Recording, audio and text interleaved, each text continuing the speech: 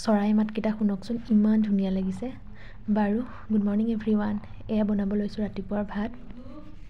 এইফালে এয়া মটৰ গুচাই থৈছিলোঁ, গজালি আহি গ'ল, সেয়ে ভাবিলোঁ তৰকাৰীকে বনাই পেলাওঁ। প্ৰথমে এয়া কেৰাহীত তেল দিয়াৰ পাছত পিঁয়াজ, আদা নহৰু পেষ্ট, জলকীয়া এইখিনিৰ লগত বিলাহীখিনি ভালদৰে ভাজি ল'লোঁ। তাতে দি দিলোঁ এয়া মটৰ আৰু গাজৰো দি দিছিলোঁ কাটি। এইখিনি সিজিবৰ বাবে ঢাকনা মাৰি দিলোঁ আৰু এয়া ভাতত দি দিছিলোঁ আলু, একেলগে হৈ যাব বুলি। আলু কেইটুকুৰাও সিজাৰ পিছত উলিয়াই ল'লোঁ আৰু এইফালে ঢাকনা উঠাই ইয়াত দিলোঁ নিমখ আৰু সোৱাদ অনুসাৰে অকণমান মছলা দি দিছোঁ। তাৰপিছত এইখিনিও ভালদৰে ভাজি সেই বইল কৰা আলুখিনি ইয়াতে ভাঙি দিলোঁ। এইখিনি ভালদৰে অকণমান টাইম ভাজি লোৱাৰ পিছত গৰম পানী দি ভালদৰে মিলাই উতল আহিবলৈ দিছোঁ। আৰু এয়া মই বনাইছিলোঁ চালাডটো মোৰ প্ৰতি সাঁজ ভাততে থাকেই, কাৰণ মই বহুত ভাল পাওঁ চালাড খাই, আৰু এইটো ছিজনততো বহুতেই এভেইলেবল হয়। এয়া ভাত হৈ গ'ল আৰু আজিলৈ আহিলোঁ দেই, বাই।